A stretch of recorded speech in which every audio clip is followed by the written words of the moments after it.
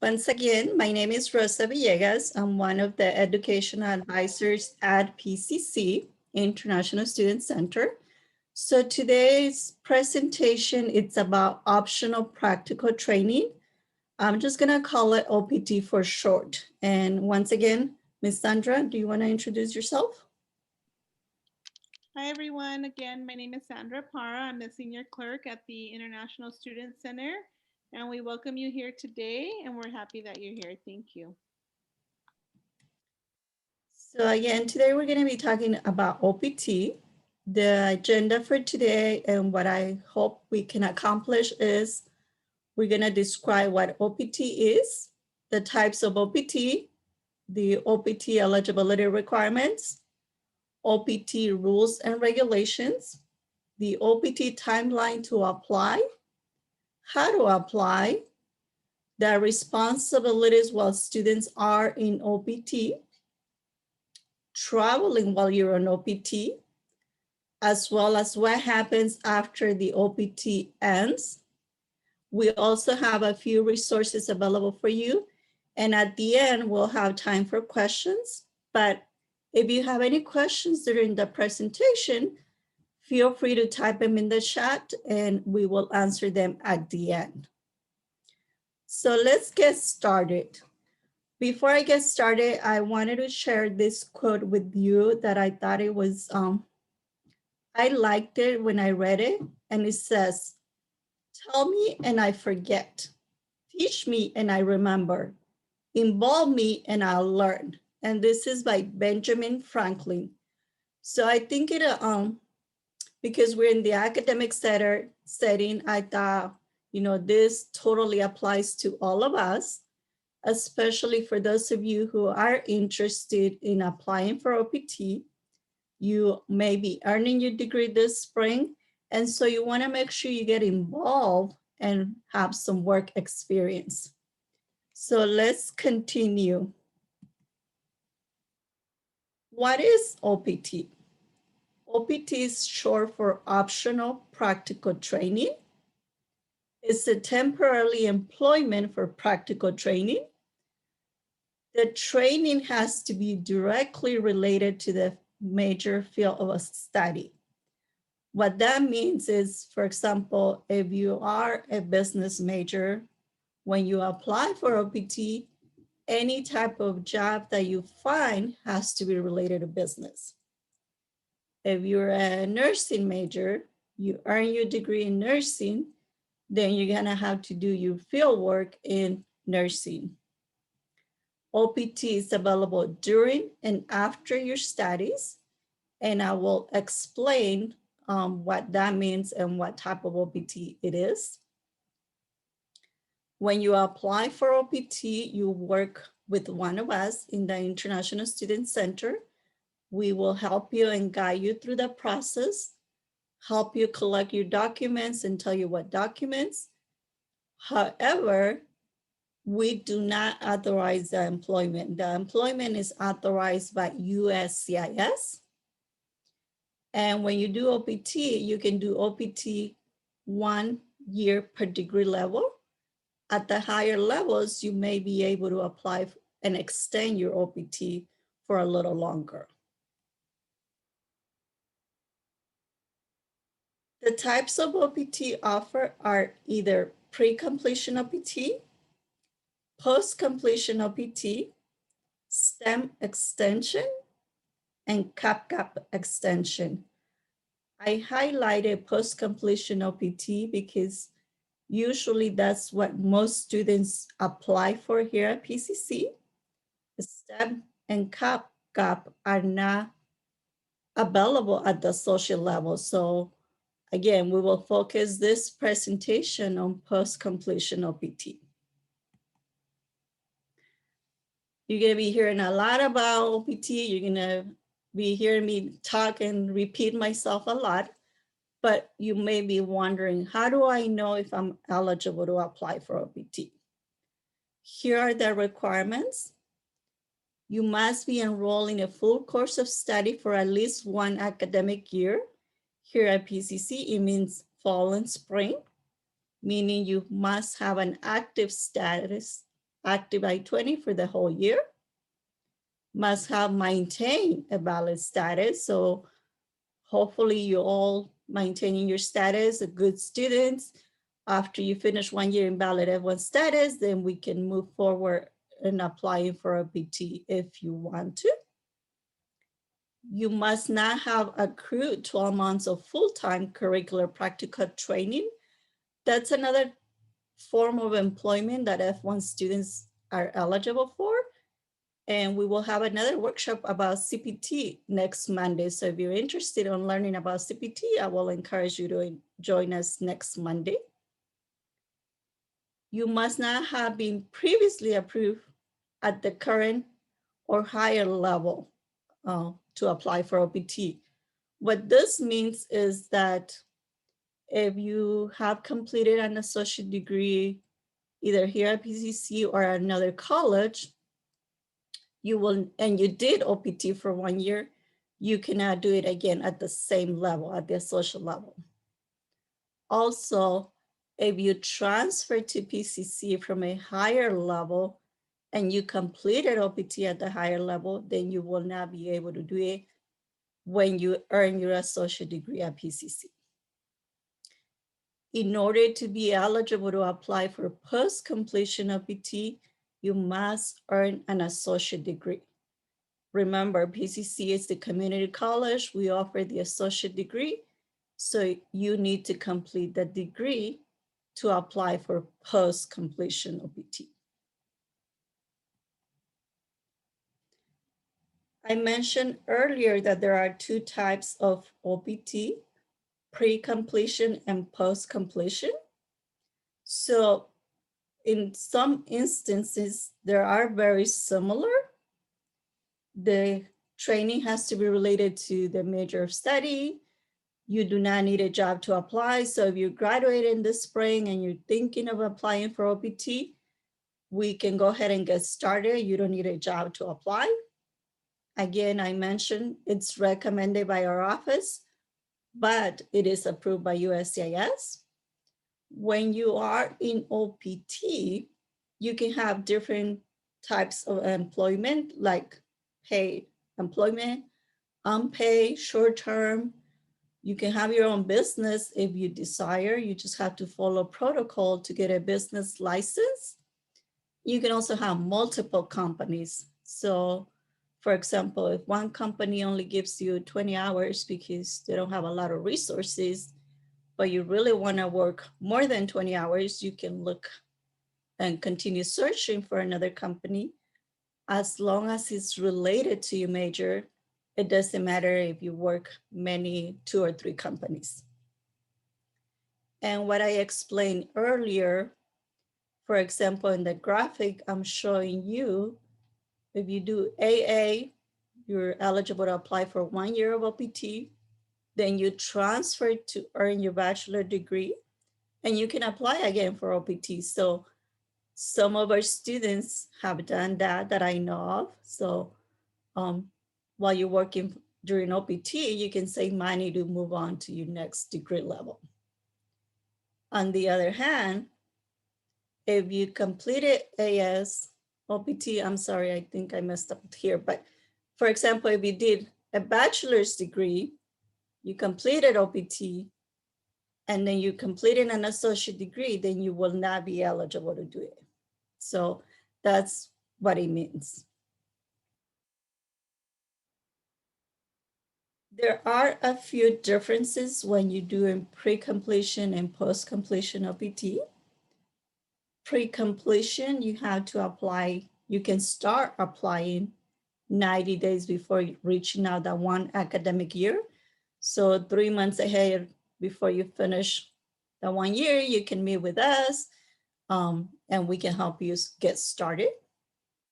Pre-completion means that you are working, once you get approved, you are working while you enroll full-time. So because you're enrolled full-time in your classes, you are only allowed to do part-time during fall and spring. However, you can work full-time during the summer and winter sessions. Something to keep in mind is that if you do apply for pre-completion OPT, the time that you work during pre-completion, it's gonna be taken away from the post-completion OPT.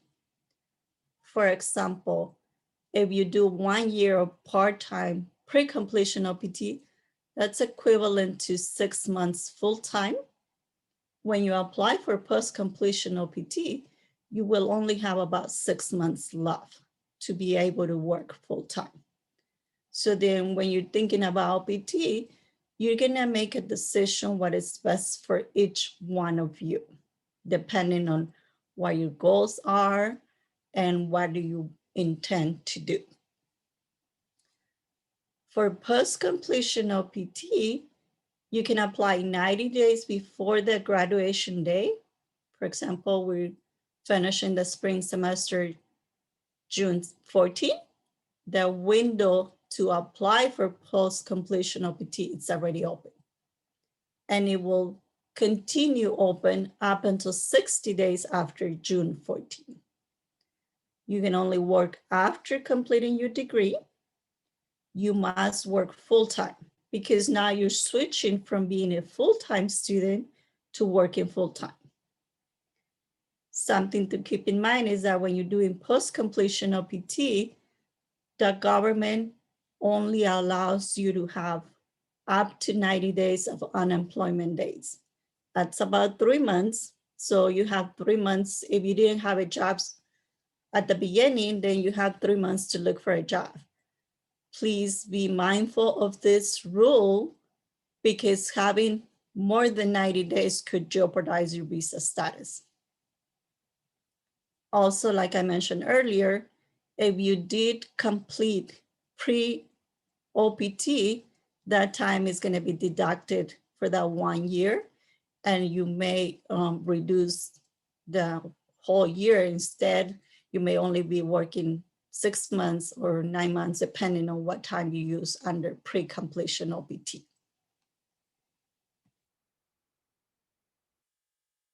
So here are some of the rules to keep in mind. Work must be directly related to the major field of study. You can remain in the US while your application is being processed by USCIS.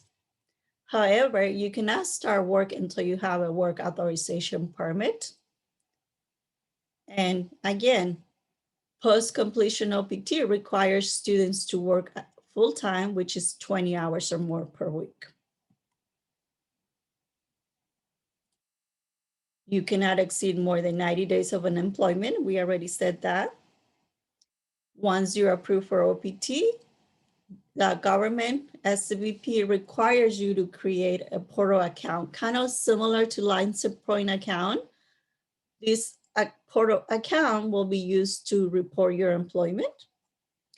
And you will also be required to report any changes to us, the advisors, because although you're approved for OPT, you're still considered the F1 student, maintaining F1 status. Please don't be scared by this crazy chart. I'm trying to demonstrate how, if we're looking at applying for this spring semester, if we look at the semester session days, we're gonna end June 14. So here's your graduation day, June 14. Remember I mentioned you can start applying 90 days before that. So the application window open March 16. You also have 60 days after, which will carry over into August 13. So you can only apply between this window. Once you submit your application, you have that 1 year of OPT. So for example, if we look at this recommended dates, and these dates, you as the student and us as the advisors, we're gonna determine what's the best date, depending again on your situation. Some students already have prospective companies, they wanna start right away. But I will tell you why we usually recommend to start and select a later date. And this is because Although our office takes less than 5 days, probably, or about 5 days to process that request for OPT, when you mail your application to USCIS, they can take anywhere from 3 to 5 months to process. So my experience is that it's better to use the later dates possible in order to be able to work the whole year once you're approved. So if we go based on this recommendation for OPT, start and end dates, after you finish your 1 year of OPT, you have 60-day grace period to make a decision what you're gonna do. So if you finish in OPT on August 9, you have until October 8 to do something regarding your F1 status. So now that you know what OPT is and what are the requirements, well, how do you apply? And the process is simple in a way. You just are gonna need some time to prepare. The first recommendation that I have is that you meet with an academic counselor, because you wanna make sure that you are graduating and earning a degree. While you have your meeting with the counselor, make sure that the counselor signs the OPT recommendation form. Step 2 is gonna be, make sure you're reviewing the OPT packet, and all of this are links. So when we send you the presentation, you're gonna have access to the links. But the OPT packet is on our website, and that's where the form that the counselor has to sign and you as the student have to complete, it's in that packet. One of the forms that you have to complete is the actual employment application, and it's form I-765. And there's another notification form called G1145. Those two forms are the government forms. So those you will find them on the website, and I'll show you where to find them. Once you have all your documents and you collected and completed them, we strongly recommend that you meet with us, or even before, if you have questions about the forms and you need help completing them. Thank you for being here, because by being here, you're gonna know most of the answers to the questions and how to complete the form. So you're already ahead of the game. So when you meet with us, again, if you have any questions about what the OPT is, the start and end dates of your OPT, we can work out with you. Once you have all of the documents and you're ready, one of us, the advisor, will issue what is called the OPT I-20. So it's a new I-20, is the same information that you have, but this time it's gonna have the OPT recommendation. And that's the form that you're gonna need to submit with the OPT application. Once you receive the new I-20 from our office, then that's when you're ready to mail the application to USCIS. USCIS is the office that sends that process the application. So you will be working with us, but USCIS will process. Something to remember and to keep in mind is, don't send your application too early, because it will be automatically denied, or they will send it back and you have to refile. Remember the timeline that I show you. So remember to file within the 90 days before graduation and within the 60 days. Again, if you send your application too late, you take the risk of being denied, because USCIS has to have it within the 60 days. Also, something really important is that when we issue the I-20 and we sign it, make sure you mail it right away. It shouldn't go past 30 days. If for some reason you got distracted and you didn't send it right away, and you know it's been more than 30 days, do not mail it in. Reach out to us so we can issue a brand new one with the new date. Again, If you send it past 30 days from issue date, USCIS may deny the application. So we want to make sure you get approved. So any questions before you mail your application, you need clarification, make sure you contact the education advisor that is helping you. Could be me or could be one of the other two. This is when I encourage you to plan ahead and plan accordingly. USCIS is taking 3 to 5 months to process. And unfortunately, right now during COVID, they're really bad luck as far as we know, and they may be taking a little longer. So if you're interested in applying for OPT because you're graduating this spring, try to reach out to us already and go ahead and start the process. The sooner the better. Please don't feel overloaded with all this information. Again, we're going to be sharing with you the PowerPoint and the slides, and we're recording the presentation so you'll have access to it. But here is the list of documents that are required to file for employment authorization. And there's also a fee associated with this application. This fee is to the government, not to the school, not to us. So it's part of the application fee process, and currently it's $410. Again, there's 2 forms that you're going to fill out, and here are the links to download the forms. I encourage you to always download the forms directly from the website. And when you're filling them out, make sure you type in them and save in them.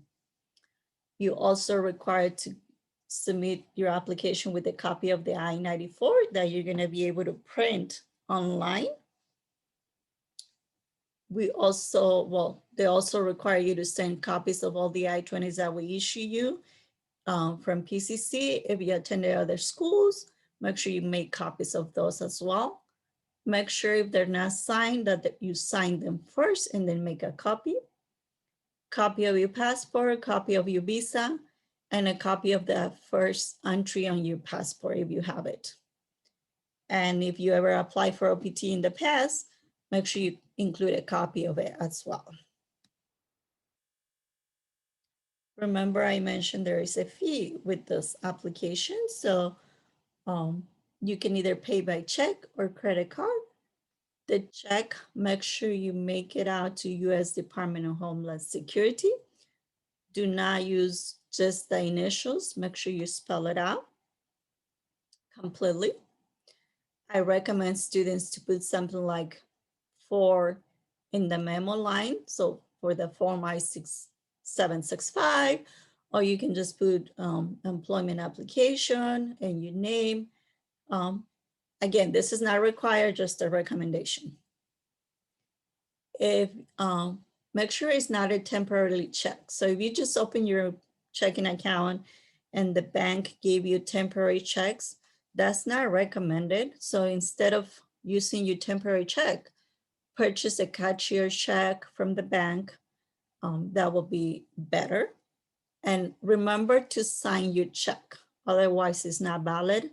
You don't want your application to be rejected.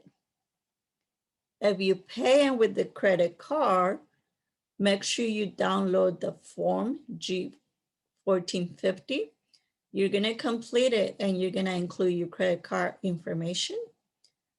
Be very careful if you're using a credit card. You know, you're sending this application by mail.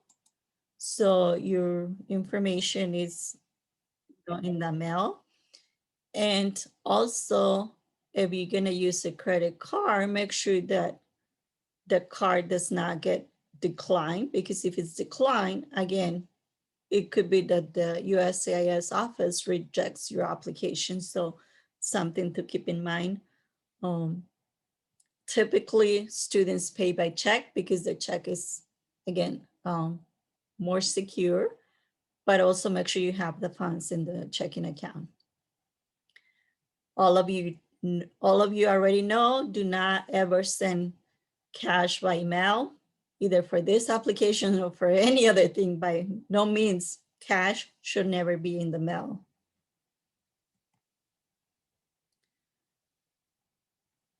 Earlier, we went over the list of documents that are needed for the application. So here are examples of those documents, just in case you need a refresher. This is the electronic I-94. You can download it from the site that I provided you. Make sure, so again, this is just electronic. You're just gonna need to input your passport information and name when you go to the site to be able to print this form. Make sure you print it because the information listed here, you're gonna need it when you complete the application for employment. This is not very common, but some of you may have entered the US by land. Usually these are given by land, or they were given way few years ago. This is the paper I-94. But again, most students right now will have the electronic version. Your passport, all of you are familiar with your passport. Make sure you make a copy of it and make sure it's valid. That's very important. And a copy of your visa. Some of you may have the student visa and may have still the visitor visa in your passport. If you were ever a visitor to the US, make sure you copy the F1 visa. That's what it's required for the application, because you're an F1 status student applying for an employment benefit for F1 students. Copy of the I-20 with the OPT recommendations. So remember, I say when you collect all your documents, you're gonna contact myself or one of the other advisors, and we're gonna create a new I-20. So when I or the others create the I-20, we're gonna put the recommendation for OPT on the second page of your I-20. So right now it says post-completion OPT, full-time requested, and we have the start and end dates that you told us that you wanted to do. Once the OPT is approved, we can print a new I-20 and the status will change from requested to approved. The first page of the I-20 is also very important. Reason being is we want to make sure that the major is what you earn in your degree in. So for example, this student has a math major. And actually the student changed it throughout the time that he or she was at PCC, but the office was never notified. So the student is telling us, but no, I'm not a math major, I'm a psychology major. So we have to make sure that the major is what you earn in your degree in, because remember, we talk about being the OPT and the work that you do has to be related to your major. So make sure that you always have the current major that you're studying at PCC on your I-20. If you see that it doesn't match, then make sure you contact us, one of the advisors, to request a new I-20 with the correct major. Make sure that when you receive your new OPT I-20 that we as the advisors sign it. And you, when you receive it, will also have to sign it. Also remember, I say the application has to be mailed and received by USCIS within 30 days of the issue date. This is the date that I was referring to. So if I issue the I-20 for OPT today, and you mail it in, make sure you mail it within 30 days from today. So that date is going to be displayed on the first page.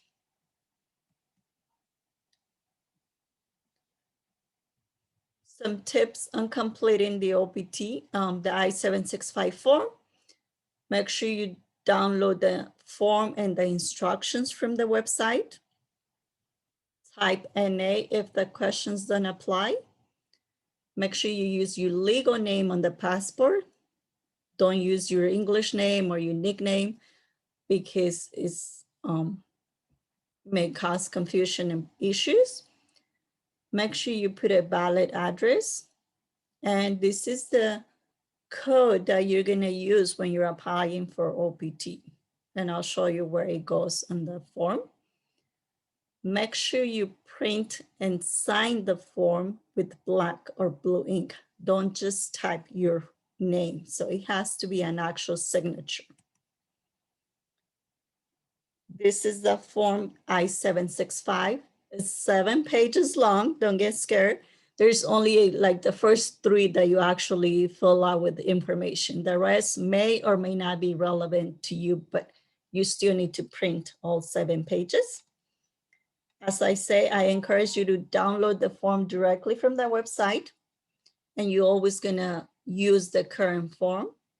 The government does change the forms from time to time, so make sure you always have the valid form. And you're gonna see this one is valid until July 31st, 22, and then the version is at the bottom. So in here, you're just gonna put that you're requesting employment and your name. This is page 2. I kind of highlighted the information that is required for most of the students. Depending on your situation, you may or may not need to complete everything. But again, if you need help, we're gonna be helping you with it. If you never had a social security number issued to you, I will encourage you that you request one through this form because it will be processed at the same time that your employment authorization is being processed, and then you could get the social usually around the same time. Page 3 is where you have most of the information that you need to complete. This is the code that I was giving you earlier because you are applying for post-completion OPT. So each type of employment in government eyes has a code. This is the category that F1 students use for post-completion OPT. Remember, we asked that you print out your I-94. That information is required here. Everything else is just your own personal information. And because you're applying for post-completion OPT, none of the other categories apply to you, so you don't have to answer questions 28 through 30. You leave them blank. They don't apply to you. This page, you will only include your contact information, most likely, and then answer this question. So I told you there are 7 pages, but not a lot of information that you don't have.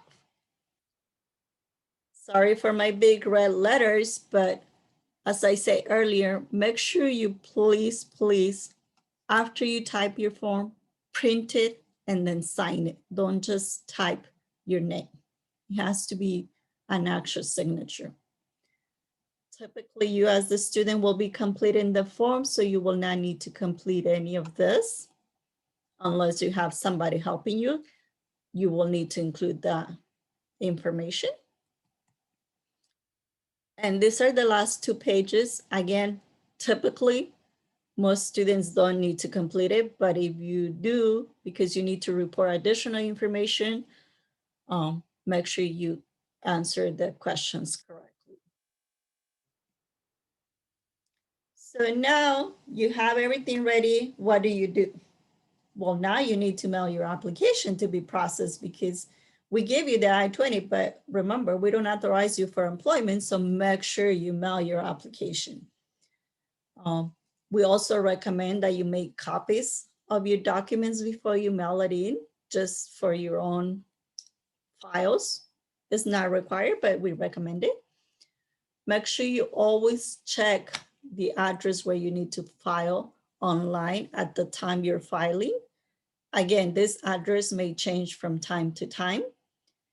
This information that I put is as of today. They could easily change the locations tomorrow because, as I said earlier, USCIS has been receiving a lot of applications and they're distributing the workload among the different offices that they have.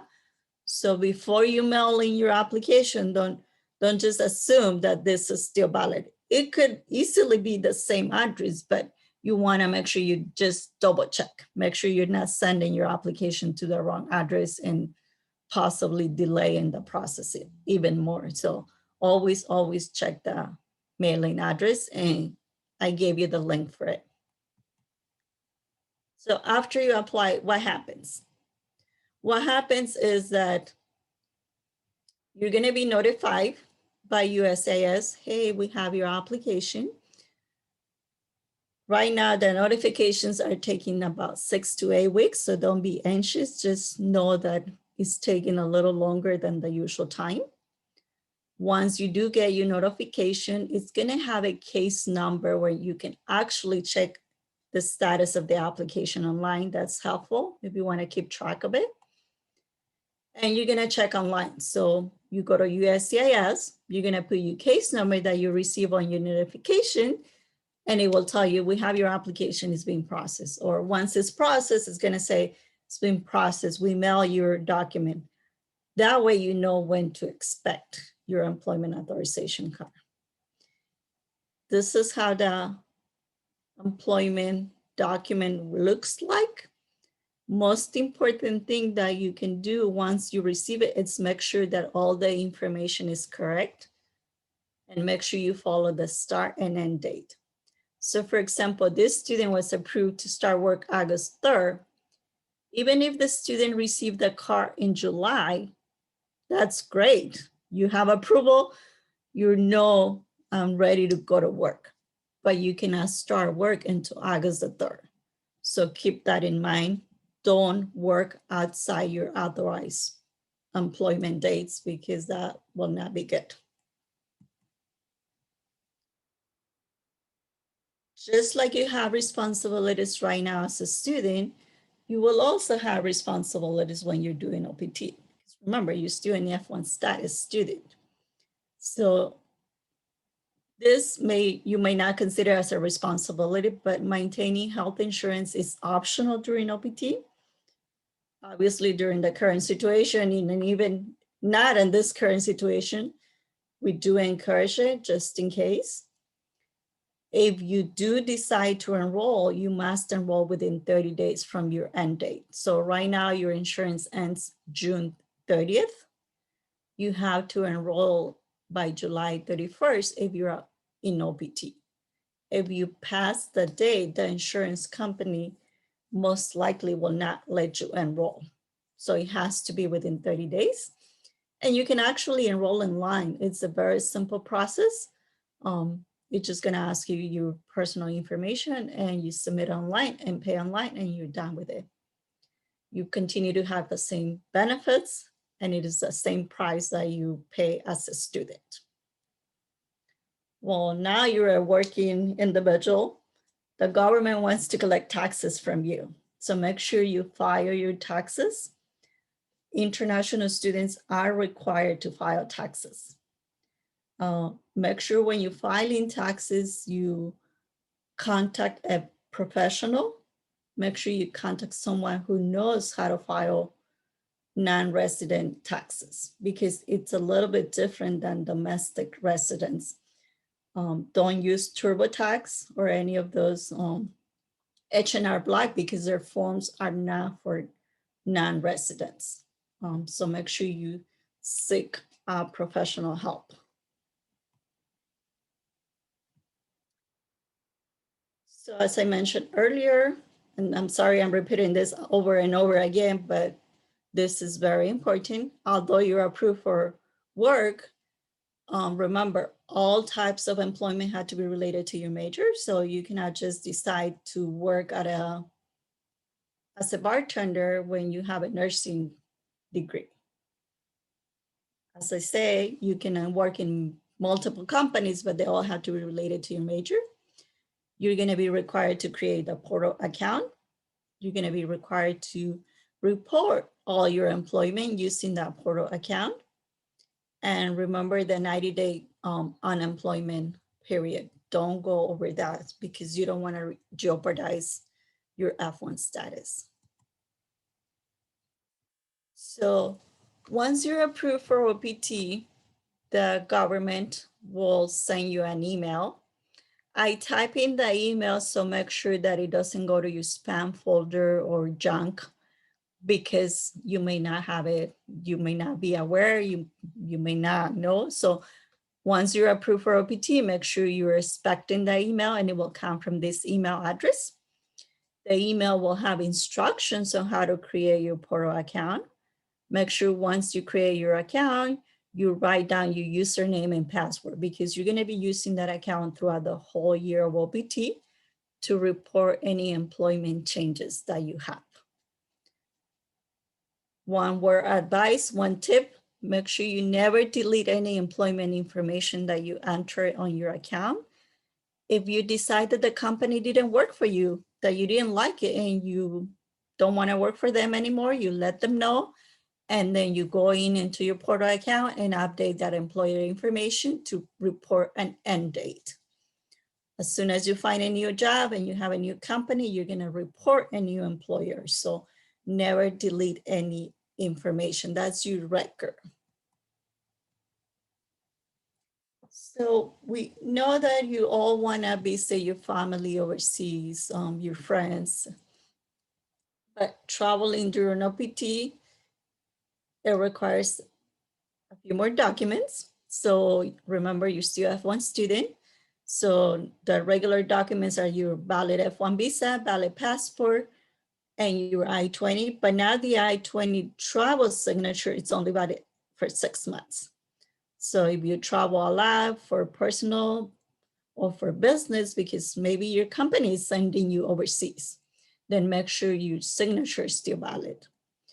You're gonna need your employment authorization card with you to return to the US.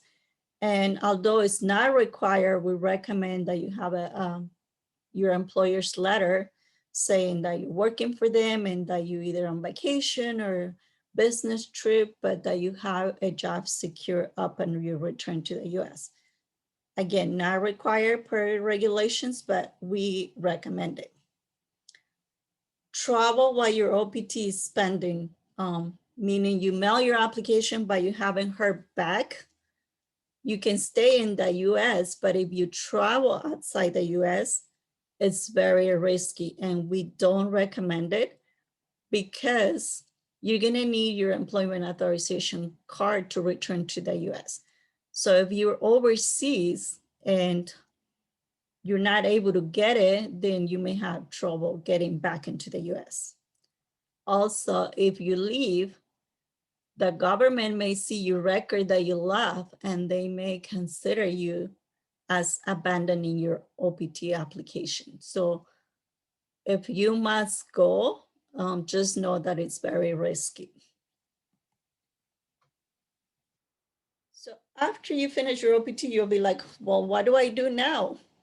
You do have options. So looking at your end date on your EAD card, you're gonna have 60 days. Within those 60 days, you're gonna decide what you wanna do. If you wanna continue your education within the US, you're gonna request for us to transfer your I-20 to the new school that you got admitted. If you're just gonna leave the US and not continue, make sure you leave within those 60 days. Make sure you let us know. So anything that you do during OPT or after your OPT ends, make sure you notify the international office. Some students may have the opportunity to change status to another visa category or to a green card. Again, make sure you let us know. Something that you cannot do is continue to work after your end date has been reached. That will be considered unauthorized employment, not good. So you can stay, maybe travel within the US for those 2 months if you deciding to leave, or if you transfer in schools, make sure you do all your preparation. Some students start school at another state. So those 2 months, you're gonna be preparing to move from California to wherever you're going within the US. But remember, 60 days. We do have some resources available that are gonna help you if you're interested in OPT. The Freeman Career Center, make sure you check them out. They can help you with your resume, interview skills. They may also help you finding a job. So always be in touch with them. Obviously, during COVID, everything is via online, Zoom meetings, phone calls, but they're still available. They're still open. Your academic counselors, they're going to help you with, like I said earlier, helping you file for graduation, or, if you have any questions academically, make sure you schedule appointments with them. As the educational advisors, we're going to help you with all your questions related to your status.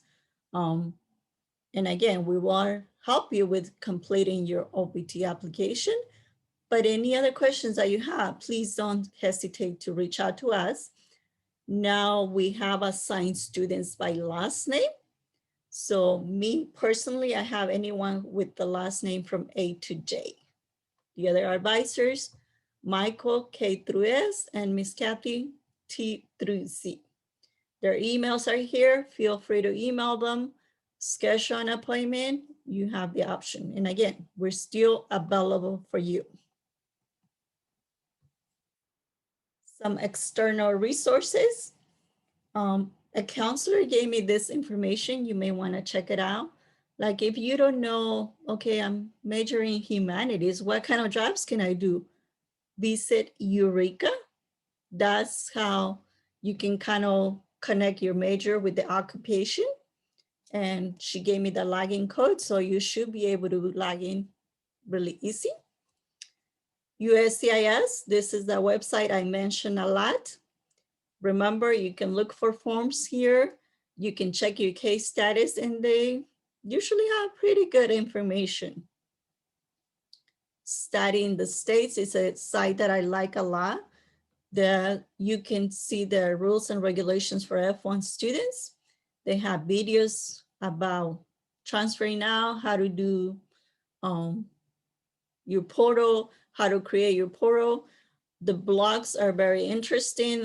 They're all related to F1 issues or concerns, or topics related to F1. So when you're bored, if you're ever bored and have some time, check out their blogs. And also don't forget, we're close to in person, but we're still available and open to all of you. We have more events coming up, and where you find our events in our calendar is if you go to our homepage, pasadena.edu/international, and then you click to events, it's gonna take you to our monthly calendar. Today we're presenting on OPT.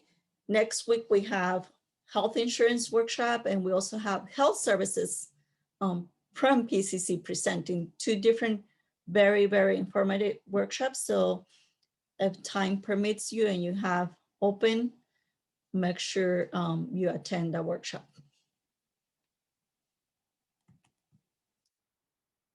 And again, we are here to help you. Do not hesitate to reach out to us by email, by phone, visit our website, and also social media. We have Facebook, Instagram, Twitter, and since we're recording all the workshops, we're putting the recording on our YouTube channel. So if you need a refresher or you need to just look over or listen to it again, just go to our YouTube channel. Thank you for being here. I know this is a lot of information and maybe all new to you. So please let me know if you have any questions right now. I can answer them. If you have any questions that you can think of later on, make sure you email us, email me directly. We are here to support you and help you through this OPT process and through any questions that you may have right now. Rosa, this is Kathy. Hi.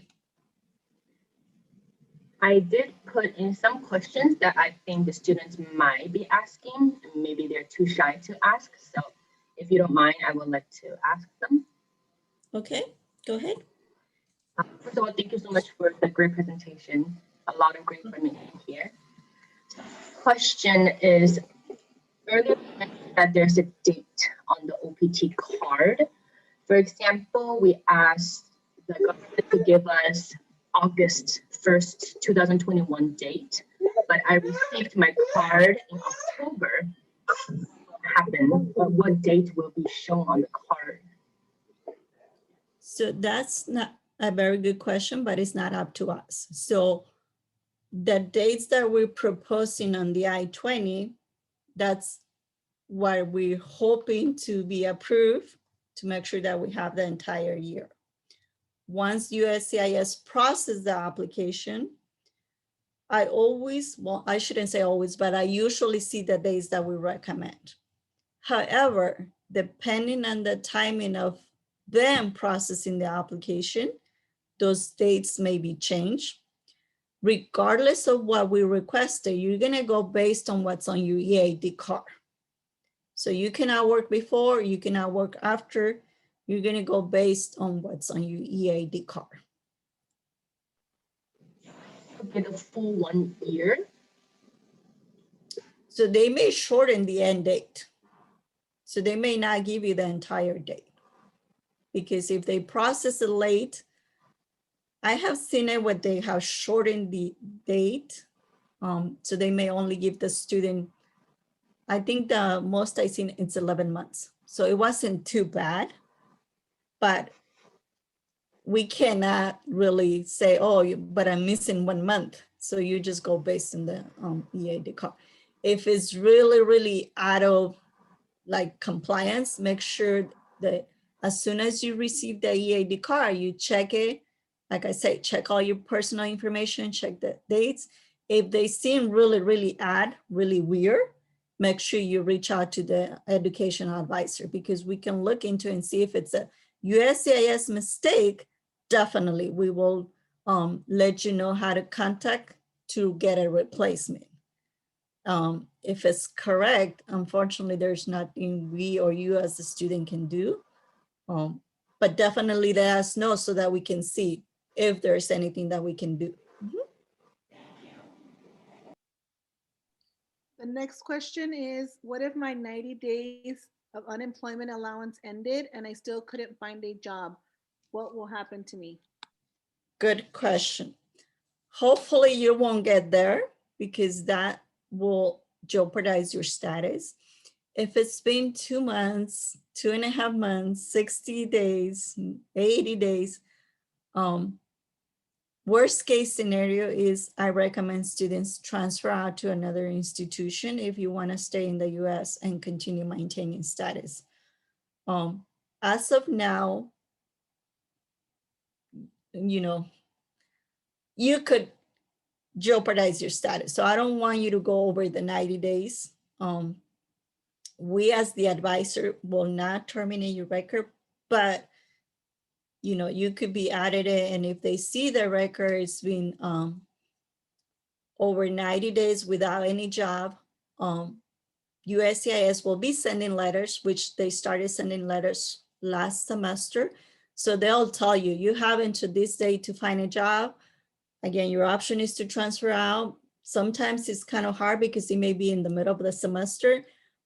But you know, if it's a month or two and you are not being successful, I recommend the student, even if it's a part-time, take the part-time job, continue looking for another job to make up to full-time. Right now during COVID, they do make an exception and they're considering part-time employment as full-time. So we don't know how long that's gonna continue, but for right now, I mean, I always tell the student, get a part-time and continue looking. Do volunteer work. As long as it's related to your major, if you report volunteer work, it will stop the clock. And then you have time to continue looking for a paying job or a full-time job.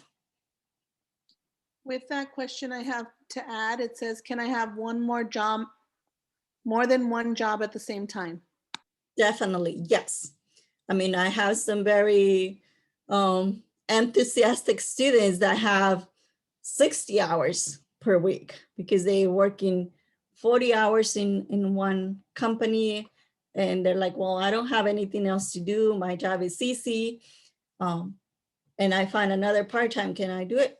Sure, why not? it is totally up to you. As long as it's full-time, there is no limit as to how much. You can also move out of state. So right now, being working from home online, you may be a company hire from out of state and you're working from home. It's easily and manageable to have 2 or 3 companies, because if you don't have to report to the office and you are able to manage your schedule, it's totally up to you, definitely. Next question, what if my OPT application gets denied? What are my options? Thank God I never seen that in the last few years that I work at International Student. If the OPT is denied, unfortunately, there are no options. That will usually, the student is out of status. The student will have to either leave the US or file for reinstatement by starting another program, starting school. There is no, unfortunately, there is no appeal on that.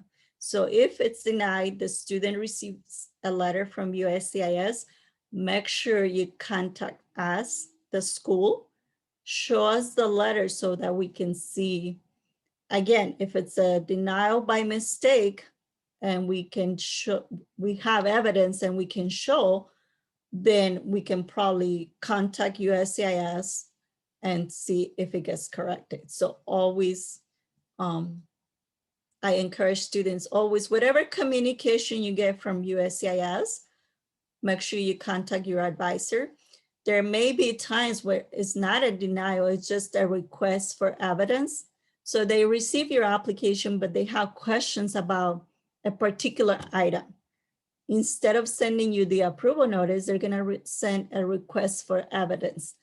When you do receive that, they usually only give 30 days to comply. So make sure you look at the date as to when you're supposed to respond. Make sure you contact us, because there may be something that they need from the school. So we're gonna help you create that document. If it's a letter from our office, or if it's a new I-20 that we have to print, make sure you contact our office. Next question, can I continue my study at PCC after I complete my OPT? Very good question. Yes, we do have some students returning to PCC after they graduated and they did 1 year OPT. You have to return with a new major. You cannot return with the same major. So if you earn your degree in psychology, you did OPT in psychology, then it's kind of like you have to have a reason for returning to PCC. So maybe you were a humanities major, you did OPT, and while you were doing OPT, you applied to the nursing program. And you were one of the lucky students that got admitted to the nursing program. So now you're coming back to a new program. That's acceptable. The only thing that I have to warn students is if you use your reduced course load benefit during your first time at PCC, once you come back, you will have to be enrolled full-time. But yes, you are able to come back with a different major. That is, like you said, for example, I did my OPT on psychology, but I returned to PCC to study business. Can I do OPT again under business? No, because remember, it's 1 per degree level. You're still getting an associate degree. The idea is that you move up, you progress. You're completing 1 degree, associate degree, OPT, bachelor degree. You're welcome to come back to PCC, earn a 2nd degree, but unfortunately you will not be able to apply for OPT again at the same level. What about during OPT? Is it possible to take any classes at PCC? And when I am, how status? I didn't hear the last part, but you can take 1 recreational class. You cannot take academic program classes while you're in OPT. So recreational, for example, you want a PE class just because you want to distress while you're working. You can enroll in a PE class, or maybe a cooking class because you like cooking. Something recreational, it's okay during OPT. And during OPT, what about my dependence status? Dependents are still in status as an F1 as long as you're maintaining your F1 status. Remember, you're changing from student to working full-time. So as long as you're working, that means you're maintaining your status. Your dependents are maintaining your status. Very good questions. And I have another question. It says it's about filling out the I-765 form for part 4 and then page 6 and 7. Do I just leave it blank or put NA? For page 6 and 7, I mean, you can put NA or leave it blank. The instruction said if the question doesn't apply to put NA. So I do recommend students to put NA, but I've seen students leave it blank. Some students just put a line across and put NA, meaning nothing is applicable. Instead of filling out each little square, they just put a line across and put NA.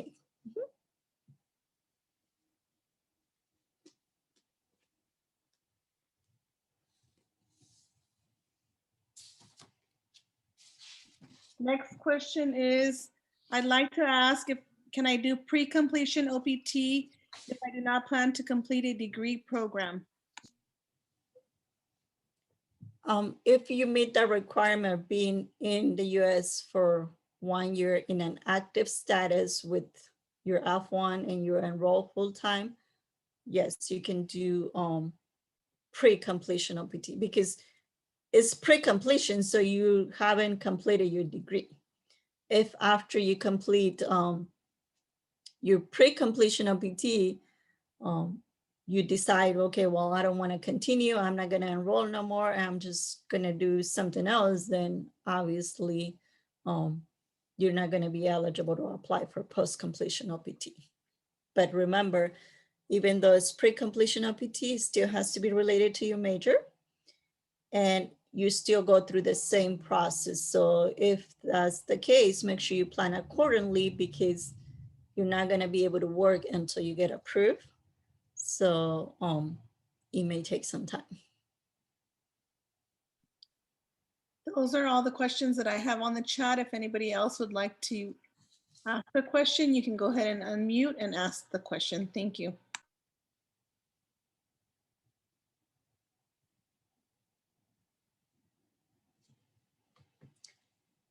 Does anybody have any other questions we can help you with today?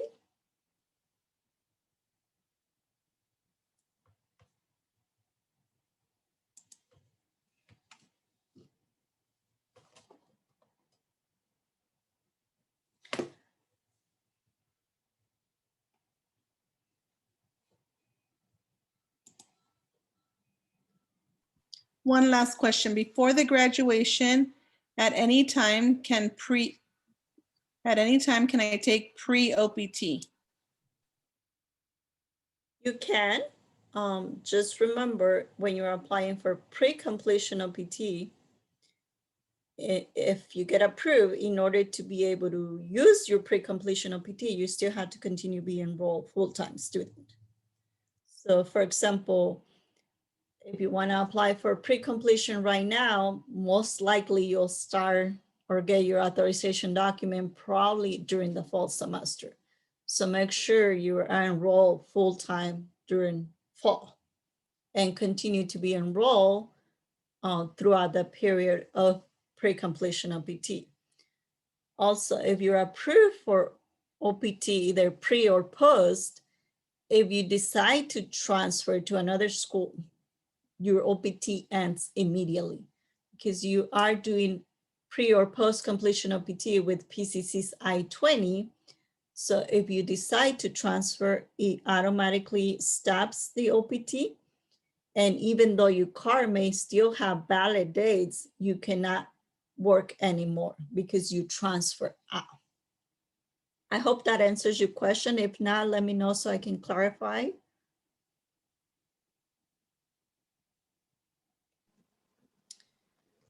We will not have a pre-completion OPT because it's pretty much the same process. I will recommend that you schedule an individual appointment so we can tell you the timing what's best. It's just the only difference will be the timing of when you're applying. And also, make sure that you plan to be here enrolled full-time, but feel free to schedule an appointment individually. The documents are going to be the same. The process to mail the application will be the same if you're applying for pre-completion. So it's just the timing that might be a little bit different.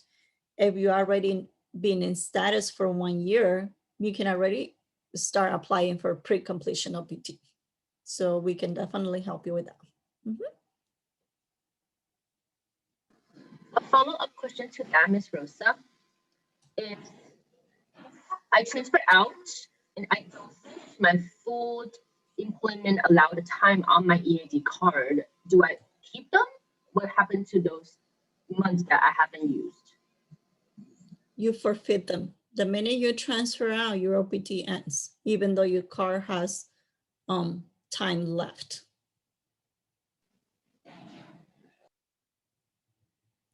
So for example, your EAD card has an end date of December 31st, but you got accepted to UCLA for the fall, and you start school in September. So if you want to maximize the time that you're working during OPT, release your I-20 from PCC to UCLA on the last possible day that you're going to be working, because as soon as we release the I-20 to UCLA, even though your EAD card says December 31st, you have to stop working, and you don't get those months back in the future when you apply for OPT, because you might say, well, I didn't use 3 months of OPT, an example. When I finish my bachelor, can I have a year and 3 months? No, that's not possible.